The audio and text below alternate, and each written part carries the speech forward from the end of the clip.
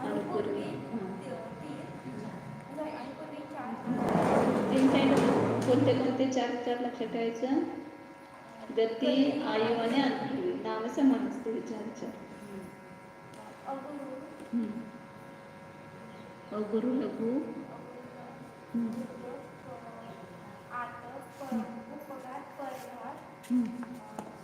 आतप, उद्योत, आतप आणि उद्योत. पुढं उच्छ्वास,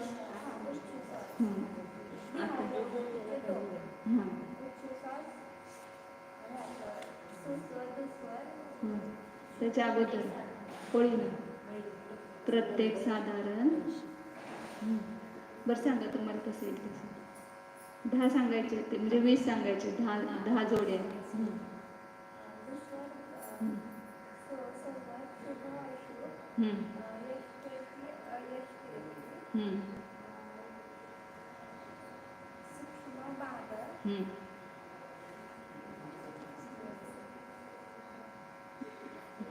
प्रत्येक साधारण, प्रत्येक शरीर साधारण शरीर. पुढं त्रसाने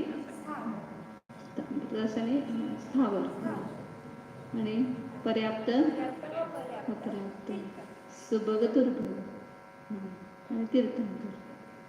आदे अनादे राहिला होता. आदे अनादे 10 जोड्या बघायच्या. 10 जोड्या. आणि कोण सांगते? सारंगा बाबू सांगते.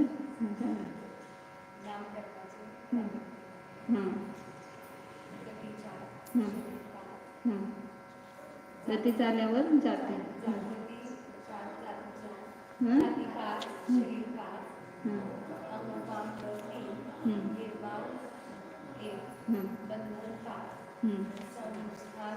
बंधन झाल्यावर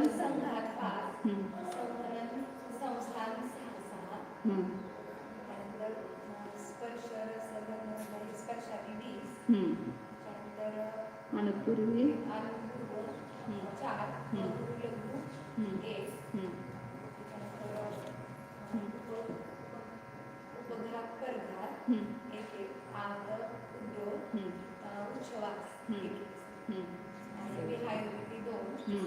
प्रत्येक साधारण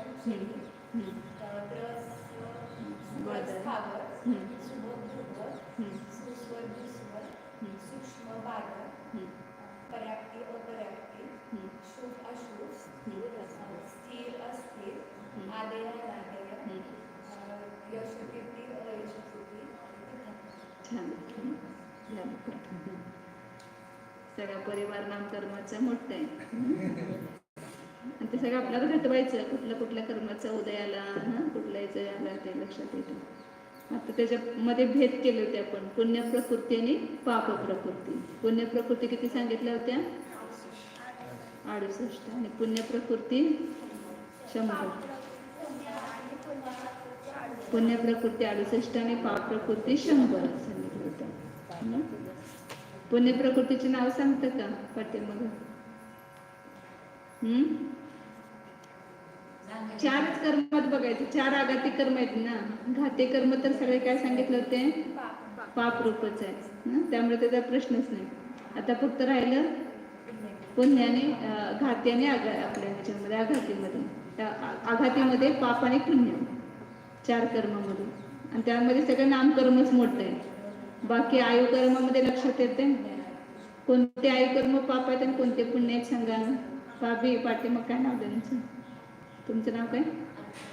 अर्चना काय? अर्चना सांगा. आयु कर्मामध्ये पुण्य आयु कोणते आणि पाप आयु कोणते?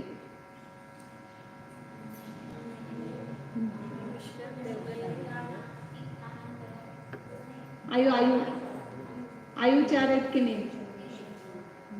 कोणते त्यातले किती आयु पाप रूप आहेत आणि किती पुण्य रूप आहेत?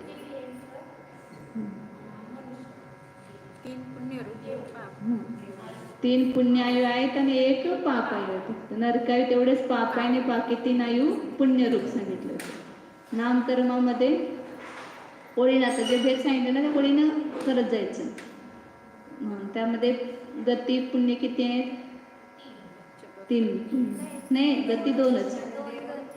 हां हां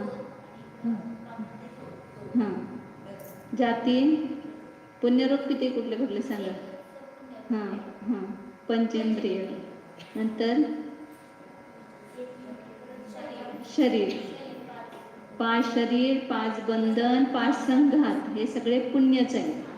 3 अंगोपांग आणि निर्माण, हे सगळे पुण्य प्रकृती. संस्थान आणि सवनांमध्ये हां, पहिले पल्लव पुण्य, पहिलं संस्थान आणि पहिलं सवनन पुण्यरूप आहे. पुढचे पाची पापरूप आहे. नंतर स्पर्शादी 20 पापरूप पण आहेत आणि पुण्यरूप पण आहेत. पुढे सांगितलं तर हे अगोर लघु, उपघात, परघात, आतप, उद्योत, उच्छ्वास, ह्या 6 प्रकृती. त्यामध्ये पुण्य किती आहेत आणि पाप किती आहे?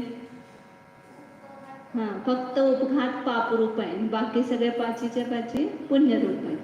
आणि पुढे जे 11 जोडे आहेत, व्यायगतीचे 2 आणि ते 10, त्यामध्ये 11 पुण्यरूप आहेत आणि 11 पापरूप आहेत. एवढं कसं सोपं आहे, याचं लक्षात ठेवलं की काय अवघड नाही. किती झाल्या या नामकर्माच्या? त्यातल्या 3 आयु, 1 साताविज्ञ, 1 उच्च गोत्र, हे 5 सोडले की बाकीच्या 68 पैकी 5 कमी केला तर बाकी सगळ्या नामकर्माच्या प्रकृती, 63 सगळ्या नामकर्माच्या प्रकृती.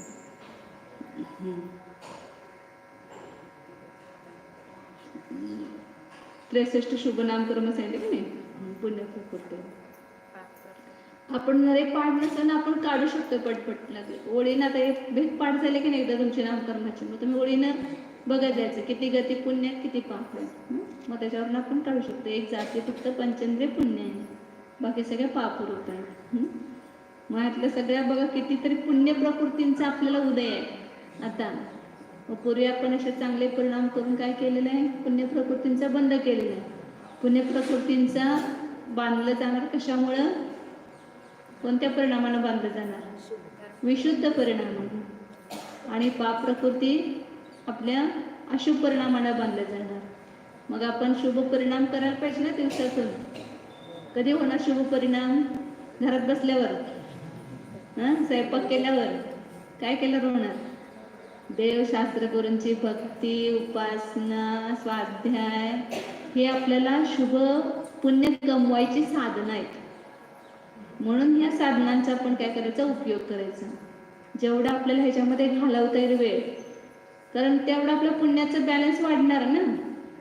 जर शुभ उपयोग केला तर पुण्य प्रकृतींचा बॅलन्स वाढणार, आणि जर अशुभ परिणाम केलं तर पाप प्रकृतींचा बॅलन्स वाढणार. मग आपल्याला कोणते शिकायचं कशासाठी, आपण हे सगळं समजण्यासाठीच की बघा अशुभ परिणामानं ह्या पाप प्रकृतींचा बंध होतो, आणि शुभ उपयोगानं ह्या सगळ्या पुण्य प्रकृतींचा बंध होतो. मग आपण शुभ उपयोगामध्ये वेळ घालवायला पाहिजे, अशुभमध्ये वेळ घालवायला जेवढा वेळ मिळाला, 5 मिनिटं मिळालं तरी घालू नका. तेवढे एक माळ होते आपली, 5-7 मिनिटं जर आपण काढली तर.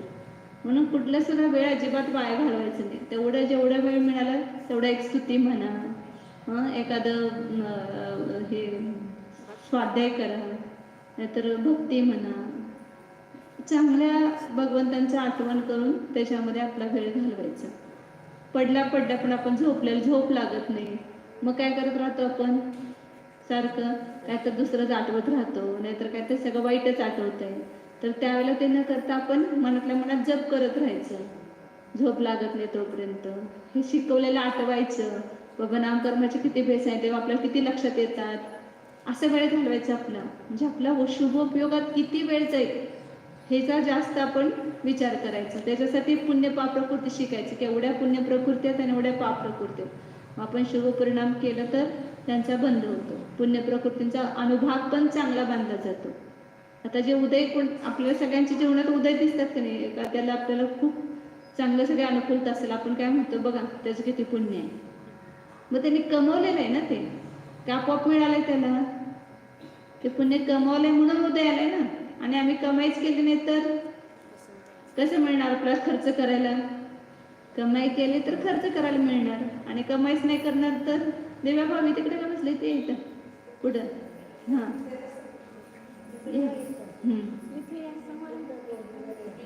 तर ते सांगतात की पुण्य प्रकृती आणि पाप प्रकृती हे सांगितलं. आता पुढं 112 नंबरचा प्रश्न आहे. म्हणजे सगळं शिकून जीवनात आपला उपयोग करायचा आहे. कशासाठी शिकायचं आहे लक्षात येते आपल्याला. आता त्या कर्मामध्ये 2 भेद केले ते आपल्याला मागं सांगितलं होतं मी. वाचा नाचत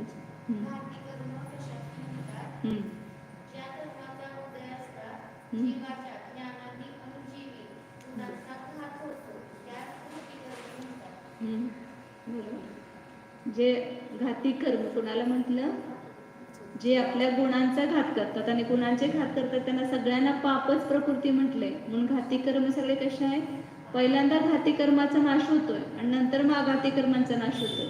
कारण का घाती कर्म हे आपल्या सगळ्या ज्ञान, दर्शन, सुख, वीर्य हे आपल्या आत्म्याचे गुण आहेत.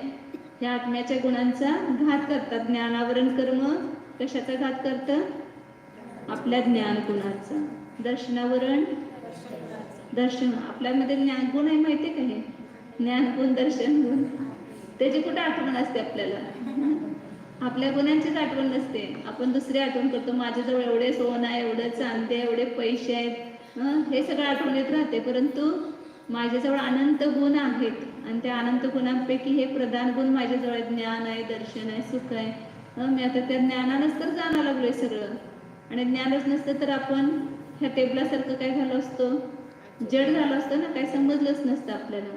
म्हणून त्या ज्ञानगुणाचं महात्म्य यायला पाहिजे आपल्यामध्ये असणाऱ्या. ह्या जडापेक्षा माझ्यामध्ये ज्ञानगुण अधिक आहे, दर्शन गुण आहे. परंतु ह्या गुणावर कोण सत्ता गाजवा लागलेलं आहे, हे कर्म सत्ता गाजवा लागले. कारण का आम्ही झोपलोय, कर्माने का आमच्या गुणावर सत्ता गाजवली आहे, आम्हाला आम्ही यांच्या गुणामध्ये जागरूक नाही, हे माझे गुण आहे हे जाणत नाही, म्हणून त्याने त्या आमच्या सत्तेवर कब्जा केलेला आहे. बघा तुम्ही जरा थोडंसं ढिलं राहावं व्यवहारामध्ये, तुमचे सगळे जे असेल इस्टेट, तुम्ही जर लक्षात नसेल तुम्हाला इस्टेट आहे तर शेजारी पाजारी काय करतात, सगळं ते आपल्या इस्टेट लुटतात ना. तसं एक कर्म आपल्या शेजारी कायम बसलेलं आहे. आम्ही जर नाही आमच्या इस्टेटीकडे लक्ष दिलं की ते कर्मरूपी शत्रू त्याच्यावर हक्क गाजवतात, त्याच्यावर आपली सत्ता करतात. म्हणून ह्या घाती कर्माने आपल्या गुणांना कब्जेमध्ये घेतलेलं आहे. ज्ञान, दर्शन, आमचे सम्यक्त गुण, चारित्र्य गुण आणि वीर्य गुण हे सगळे आत्म्याचे गुण आहेत. आणि हे 4 घाती कर्माने ह्या गुणांवर, कशाला, ज्ञानावरणाने कोणत्या गुणावर सांगितलं, ज्ञान, दर्शनावरण दर्शन गुणाचा घात करतं. आणि चारित्र्य हे मोहनीय कर्म कोणत्या गुणाचा घात करतं, चारित्र्य. हे आपले मोहनीयचे 2 भेद केले की नाही, दर्शन मोहनी आणि चारित्र्य. दर्शन मोहनी कशाचा घात करतं, सम्यक्त गुणाचा. आणि चारित्र्य मोहनीय चारित्र्य गुणाचा. सम्यक्त म्हणजे काय, श्रद्धा. श्रद्धा करणं हा आत्म्याचा गुण आहे. चारित्र्य म्हणजे आचरण, त्यामध्ये हा आत्म्याचा गुण आहे. परंतु त्या गुणांचा घात कोण करतंय, हे मोहनीय कर्म. आणि वीर्य गुण म्हणजे शक्ती, आत्म्यामध्ये जाणण्याची, पाहण्याची, चारित्र्याधिक पालन करण्याची, तप करण्याची शक्ती आहे ना आपल्यामध्ये, आत्म्यामध्ये. त्या शक्तीचा घात कोण करतं, अंतराय कर्म. किंवा दान, लाभ, भोग, उपभोग हे होऊ देत नाहीत, हे सगळ्यावरचा घात अंतराय कर्म करतं. म्हणून याला काय म्हटलेलं आहे, घाती. आणि घात करणार कोण असते, मित्र का शत्रू, आपला घात करणारा शत्रू आहे ना. हे घाती कर्म हे खरे आपले शत्रू आहेत. कारण हे आपल्या संपत्तीला लुटता येते, लुटारू आहेत, टाकू आहेत. म्हणून त्यांना काय करायला पाहिजे, त्याच्यावर विजय मिळवायला पाहिजे ना, त्यांना जिंकायला पाहिजे. त्यांना आपलं धन लुटू द्यायला नको. आपल्या धनामध्ये आपण जागरूक राहायला पाहिजे, रक्षण करण्यामध्ये. बाहेरचं धन थोडंसं चोरीला गेलं तर किती आकुलता व्याकुलता होते. एक अर्धा तोळा सोनं गेलं समजा, काय होणार, तुम्हाला काय माहिती आहे का किती सोन्याची किंमत आहे, कानातलं टाकलं किती सोन्याची किंमत आहे माहिती आहे का तुम्हाला. म्हणजे त्याची किंमत कळते आपल्याला. परंतु हे आपल्या असणाऱ्या गुणांची आपल्याला किंमत नाही, ते तर किंमतच नाही, त्याला अमूल्य आहे, ते अमूल्य निधी आहे आपली. आणि त्याला हे सगळे घाती कर्म लुटतायत आहेत सगळे आपल्या सगळ्या आत्मप्रदेशावर, बाहेर कुठं नाही येते, डाकू कुठे आहेत, आपल्या घरातच आहेत. मग आपण किती, आता तुमच्या घरात कोणतरी चोर शिरलेला आहे, तुम्ही काय होणार मग तिथं, ते चोर कधी आपल्या घरातून निघून जाईल, पोलिसांना बोलवणार, अनेकांना बोलवणार आणि त्या चोरांना बाहेर काढा आमच्या घरातनं, त्याच्याशिवाय आम्ही घरात निवांत झोपू शकत नाही. आणि म्हणून सारखं दक्ष, तसं इथं कशामध्ये दक्ष व्हायला पाहिजे, हे कर्म आहेत, हे घाती कर्म, हे आपले शत्रू आहेत आणि आपल्या गुणांचा नाश करतायत, गुणांचा वर हक्क गाजवत आहेत. तर त्यांच्या ताब्यातून आपले गुण काढून घ्यायचे आणि त्यांना घरात नाकारून काढायचं. काढलं का नाही भगवंताने? सगळे जे आपल्या जितके मोक्षाला गेले त्या सगळ्यांनी आपल्या घरातनं, म्हणजे आपल्या आत्मप्रदेशातनं जो कर्माचा कब्जा होता त्या कब्जातून सुटलं. जसं आपण केस लढून शेवटी जिंकतो ना, आपली इस्टेट आपण आपल्या ताब्यात घेतो, आणि ही आपली इस्टेट आपल्या ताब्यात घेणं म्हणजेच मोक्ष आहे, दुसरं काही नाहीये. म्हणून आम्ही जे प्रयत्न करतो ते कशासाठी, की आपल्या संपत्ती आपल्याला परत मिळावी, ह्याच्यासाठी कर्मावर आमचा कब्जा आहे. आणि हेच कोर्टात केस चालू आहे, मग कोण जिंकणार? आपण जिंकायचं, मी जिंकणार. प्रत्येक वेळेला कुठं कोर्टात केस केली की आपण काय, आपल्या विजयाचीच आपण वाट पाहत असतो ना, माझ्या बाजूने निकाल लागायला पाहिजे. मग आजपर्यंत कर्माच्या बाजूने निकाल लागलाय, कधी आपल्या बाजूने निकाल लागलाच नाही. आता आपल्या बाजूने निकाल लावण्यासाठी आपण पुरुषार्थ करायचे. सम्यक दर्शन, सम्यक ज्ञान, सम्यक चारित्र्य हेच काय करतात, आपल्या सगळ्या कर्मावर विजय मिळवण्यासाठी हे साधन आहे. म्हणून त्यांचं अवलंबन घ्यायचं आपण. पुढं काय सांगितलं, आघाती कर्म कशाच म्हणतात. आता त्यातले 4 कर्म घाती कर्म, आता पुढे सांगतात ते भेद. ज्या कर्माचा उदय असता पुढं वाचा, काय नाव होतं विचारलं, श्रोतींची मम्मी.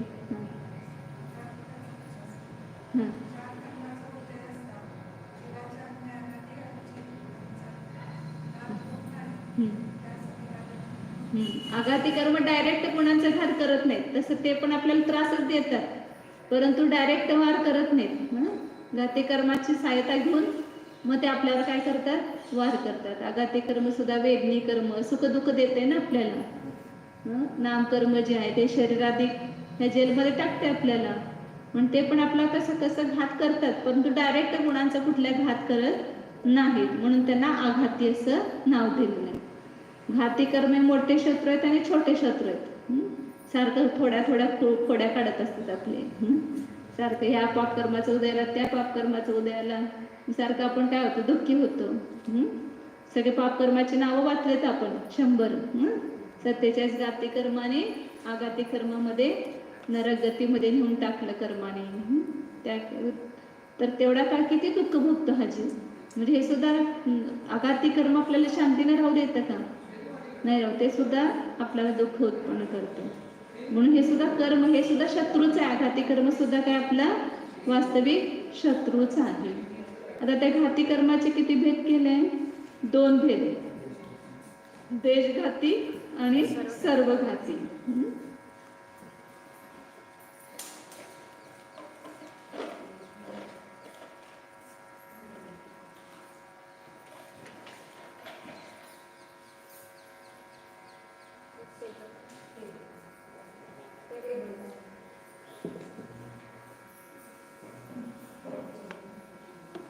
घाती कर्माचे एकूण किती भेद आहेत? घाती कर्माचे 4 आहेत.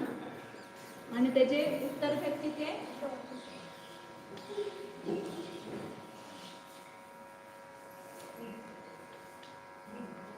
देशघाती आणि सर्वघाती.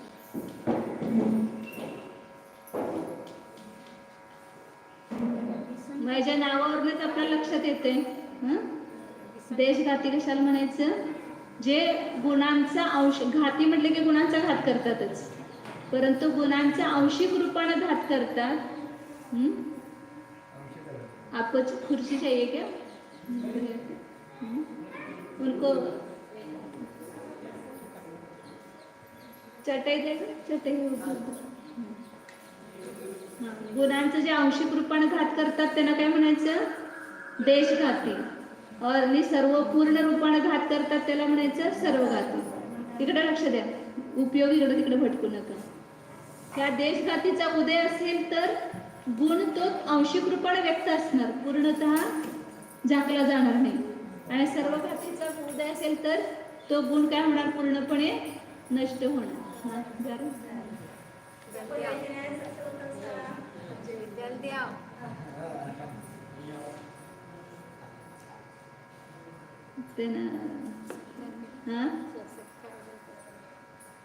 तेच म्हणत होतं तास पण चालू बसतात ते विचारा का 10 मिनिटं बोलून आला त्यांनी जाते. थांबा तुम्ही बसत त्यांनी जाते. तो क्या बताया? देशघाती म्हणजे गुणांचा आंशिक रूपाने घात करतात त्याला म्हणायचं देशघाती. आणि गुणांचा पूर्ण घात करतात म्हणजे ज्याचा उदय असताना, ज्या कर्माचा उदय असताना काय होतंय? हे देशघाती असेल. आता आपण काढणार आहे त्याच्यामध्ये लक्षात येईल तुम्हाला. त्याचा उदय असेल तर पूर्ण त्या ज्ञानाचा घात होत नाही. ज्ञान असेल, दर्शन असेल, सम्यक्त्व आहे, चारित्र्य आहे, तर या देशघाती प्रकृती आहे समजा त्याचा उदय असेल तर पूर्णतः त्या गुणचा काही अंशाला झाकला जाईल, परंतु पूर्णतः घात होत नाही. आणि ह्या प्रकृतीचा उदय असेल तर तो पूर्ण गुण प्रगट होत नाही, तो झाकला जातो. तर आता आपण 4 हे आहेत घाती कर्म. 4 घाती कर्माच्या उत्तर प्रकृती किती आहेत? घाती कर्म किती आहेत? 4 मूल प्रकृती झाल्या. उत्तर प्रकृती ज्ञानावरणाचे 5 भेद. वेट 10 मिनिट बैठे.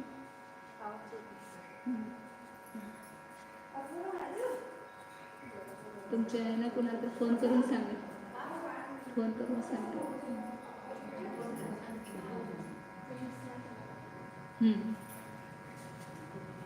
तर घाती कर्माचे एकूण 47 प्रकृती आहेत. ज्ञानावरण 5, दर्शनावरण 9, मोहनीय 28 आणि अंतराय 5. एकूण किती झाले? 47. आता त्यापैकी देशघाती किती आहेत आणि सर्वघाती किती आहेत हे काढायचं आपल्याला. तर 5 ज्ञानावरण आहेत. तर मती ज्ञानावरण, श्रुत ज्ञानावरण, अवधी ज्ञानावरण, मनपरे ज्ञानावरण हे 4 कसे आहेत? देशघाती. कारण काय? याचा उदय पण आहे आणि हे ज्ञान प्रगट पण आहे. म्हणजे ज्यावेळेला देशघातीच्या स्पर्धकांचा उदय असेल त्यावेळेला तो गुण कसा असतो? प्रगट होतोय. पूर्णतः प्रगट नसतोय परंतु प्रगट होतोय. आणि सर्व घातीचा उदय असेल समजा तर तो गुण प्रगट होत नाही. मग हे 4 ज्ञान तसे नाही आहेत. ह्यांचा क्षोभक्षम पण असतो आणि उदय पण असतो. उदय असताना त्याचा आंशिक रूपानं काय होतं? घात होतो.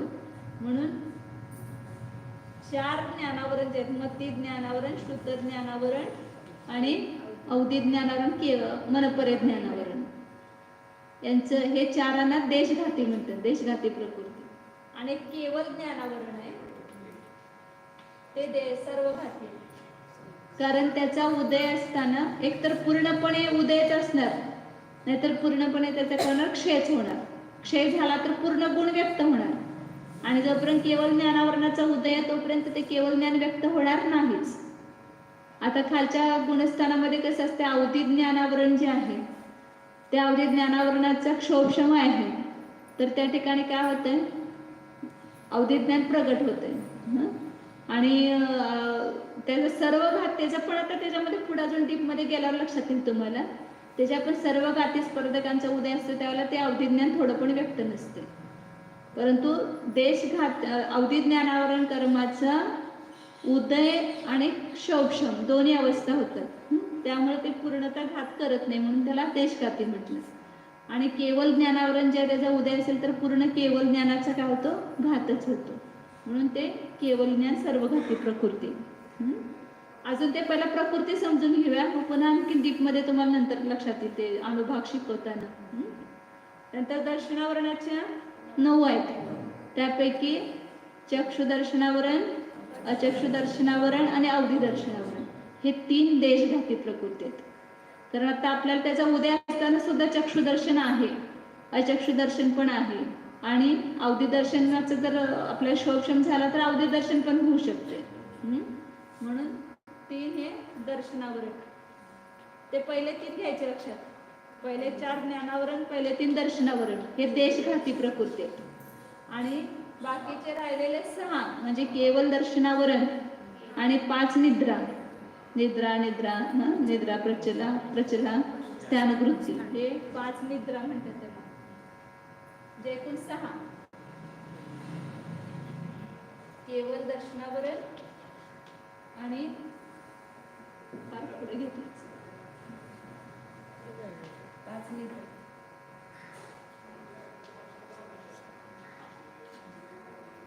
हे प्रकृती, हे 6 प्रकृती काय आहेत? सर्वघाती, म्हणजे यांचा उदय असताना दर्शन गुण प्रकट होतच नाही, म्हणून ते सर्वघाती आहेत. आता मोहनीय, मोहनीयचे किती भेद आहेत? एकूण 28. आता लक्षात ठेवताना फक्त एवढं लक्षात ठेवायचं, 14 हाफ इकडे आहेत आणि हाफ तिकडे आहेत. 14 देशघाती आहेत आणि 14 सर्वघाती आहेत, लक्षात ठेवण्यासाठी. आता कसं कोणतं ते लक्षात घेऊया.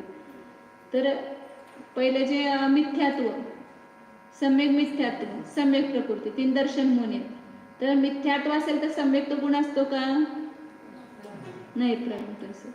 सम्यक मिथ्यात्वाचा उदय असेल तरी सम्यक तो गुण व्यक्त नसतो, सम्यक तो गुण झाकला जातो. म्हणून ते 2 जे आहेत ते सर्वघाती आहेत, मिथ्यात्व आणि सम्यक मिथ्यात्व. आणि सम्यक्त प्रकृतीचा उदय असताना सुद्धा सम्यक्त्व असू शकते. शौक्षमिक सम्यक्त्व, सम्यक्त्व प्रकृतीचा उदय आहे तर त्या जीवाला सम्यक्त्व गुण प्रगट होतो. म्हणून इथं सम्यक्त्व प्रकृती एक देशघाती आणि 2 मिथ्यात्व आणि सम्यक मिथ्यात्व मिश्र, हे दर्शन होण्याचे काय आहेत? नमस्कार.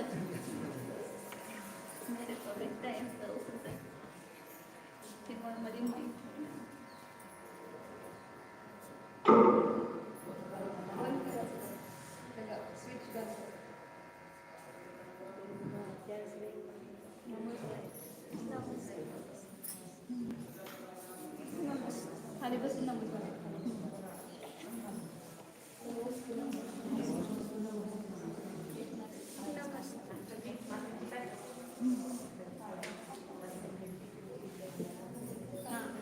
दर्शन होण्याचे 3 मधले मिथ्यात्व आणि सम्यक मिथ्यात्व हे काय आहे? सर्वघाती, आणि सम्यक्त प्रकृती देशघाती आहे. आणि आता चारित्र होण्याचे 25 भेद आहेत. तर त्या 25 पैकी जे 16 कशा आहेत त्यामध्ये अनंतानुबंधी कशा आहे, अप्रत्याख्यानावरण कशा आहे आणि प्रत्याख्यानावरण कशा आहे, या 12चा उदय असताना ते जे चारित्र आहे ते थोडंही प्रगट होत नाही.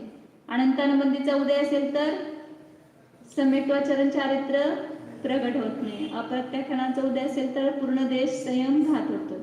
देश अप्रत्याख्यानाचा उदय असेल तर पूर्ण सकल संयमाचा घात होतो. म्हणून 12 कशा आहेत? पूर्ण सर्वघाती आहेत.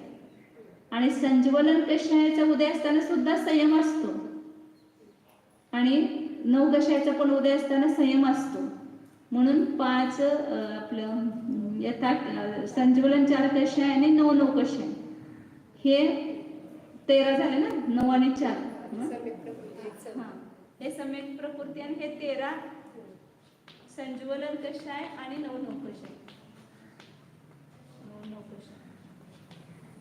संज्वलन 4 आणि हे 9 कशा आहे, असे 13 प्रकृती काय आहेत? देशघाती. आणि हे 12 अनंतानुबंधी, अप्रत्याख्यानावरण आणि प्रत्याख्यानावरण, हे काय आहेत? सर्वघाती प्रकृती आहेत. जे घातीमध्ये सुद्धा असे 2 भेद पडले, सर्वघाती आणि देशघाती. पूर्णता गुणांचा घात करतात ते सर्वघाती, आणि आंशिक रूपाने घात करतात ते देशघाती. आणि आता 5 अंतराळ राहिले, हे 14 झाले की नाही, 1 आणि 13 मोहनीयचे 14 आले, आणि इथं 2 आणि 12, इथे 12 कशा आहेत? अनंतानुबंधी आणि कशा आहेत?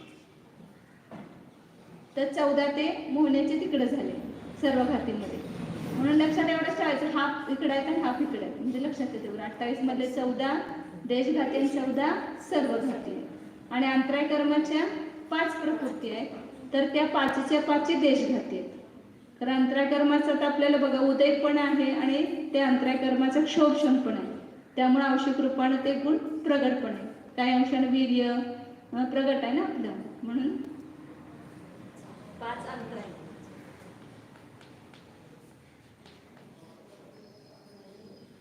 हे काय आहे? देशघाती प्रकृती आहे. म्हणून किती झाले? 4 आणि 3 7 8 आणि 13 21 आणि 5 26.